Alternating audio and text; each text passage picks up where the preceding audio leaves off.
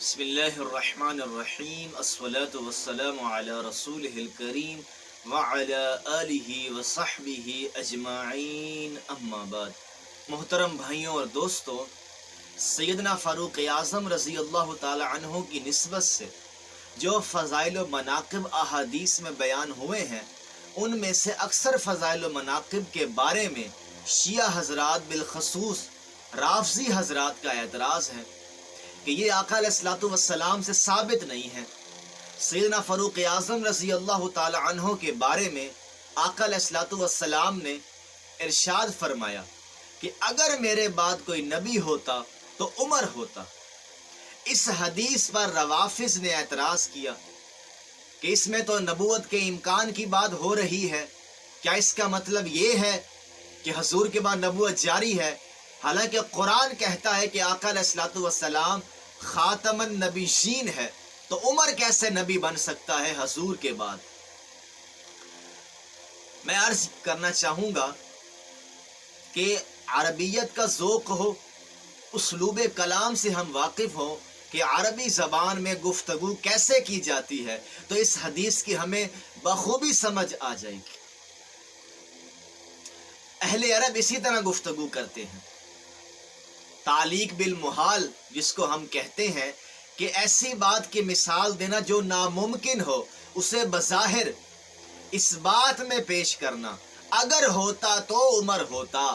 آقا علیہ السلام یہ نہیں فرما رہے کہ میرے بعد عمر نبی ہوگا، آقا علیہ السلام اس میں ختم نبوت کو ہی بیان کر رہے ہیں کہ اگر میرے بعد ہوتا تو عمر ہوتا، عمر نے ہونا نہیں اور میرے بعد نبوت ختم ہے۔ تو یہ کلام ہے، اسلوب کلام ہے۔ عرب اسی طرح گفتگو کرتے ہیں۔ قرآن مجید میں اس کی کئی مثالیں ہیں۔ جو عربی سے واقف ہے، زبان و بیان سے واقف ہے، اسلوب کلام سے واقف ہے، فصاحت و بلاغت سے واقف ہے، وہ اس بات کو ضرور سمجھے گا۔ قرآن مجید میں اللہ تعالیٰ نے ارشاد فرمایا اگر یہ لوگ بھی شرک کرتے تو ان کے اعمال بھی برباد کر دیے جاتے۔ جو اہل ایمان ہے، مخلصین لوگ ہیں، انبیاء ہیں، اولیاء ہیں، صالحین ہیں۔ اب یہاں اس کا ہرگز یہ مطلب نہیں کہ ان ہستیوں سے شرک کا صدور ممکن ہے۔ اللہ تعالیٰ نے تعلیق بالمحال مثال دے کر بات واضح کی ہے کہ اگر یہ بھی کرتے تو ان کے ساتھ یہ ہو جاتا۔ شرک کی سنگینی کو اللہ نے بیان کیا ہے کہ میں شرک معاف نہیں کروں گا، اگر یہ بھی کریں گے تو ان کے اعمال برباد ہو جائیں گے۔ اس کا ہرگز یہ مطلب نہیں کہ ان سے شرک کا صدور ممکن ہے۔ اسی طرح قرآن مجید میں اللہ تعالیٰ نے ارشاد فرمایا اے میرے حبیب آپ فرما دیجئے اگر اللہ کا کوئی بیٹا ہوتا تو میں اس کی سب سے پہلے عبادت کرتا۔ اب یہاں آقا علیہ السلام شرک کی دعوت دے رہے ہیں؟ معاذ اللہ، ہرگز نہیں۔ یہ عربیت کا اصول ہے، اسلوب ہے، اسی طرح بات کی جاتی ہے عربی زبان میں۔ آقا علیہ السلام تو ان مشرکین کو سمجھا رہے ہیں کہ تم نے خدا کا جو بیٹا تجویز کر لیا ہے اور اس کی عبادت کر رہے ہو، اگر حقیقت میں واقعتاً خدا کا کوئی بیٹا ہوتا تو میں بھی اس کی عبادت کرتا۔ اس کا تو کوئی بیٹا نہیں اور میں فقط اس وحدہ لا شریک کی عبادت کر رہا ہوں۔ کیا مطلب کہ اس کا کوئی بیٹا نہیں؟ اگر ہوتا تو میں بھی اس کی عبادت کرتا۔ تو یہاں تو نفی ہو رہی ہے شرک کی۔ اگر کے الفاظ سے ہم نے امکان کیسے ثابت کر لیا، جواز کیسے ثابت کر لیا؟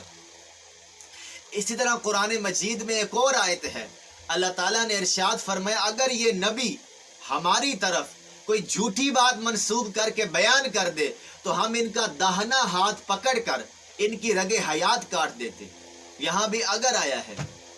اب اس کا ہرگز یہ مطلب نہیں کہ آقا علیہ الصلوۃ والسلام معاذ اللہ استغفر اللہ خدا کی طرف کوئی غلط بات منسوب کر دیں گے، ہرگز نہیں۔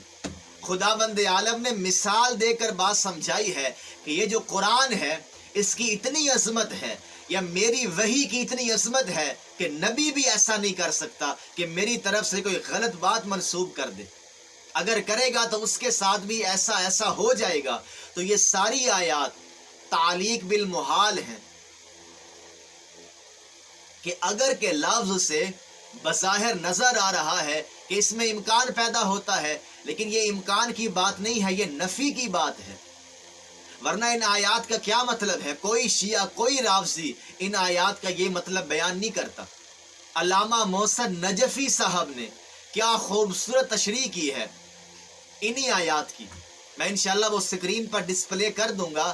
انہوں نے بھی یہی بات کی کہ یہاں پر امکان یا جواز ثابت نہیں کیا جا رہا، یہاں نفی کی جا رہی ہے کہ ایسا ہونا ہی نہیں ہے، یعنی کہ ناممکن چیز کو بظاہر ممکن کہہ کر اگر کے صیغے سے بیان کیا جاتا ہے۔ یہ عربی زبان کا اسلوب ہے، یہ تو ہم بھی کرتے ہیں، جسے شرطیہ جملہ بھی کہا جاتا ہے۔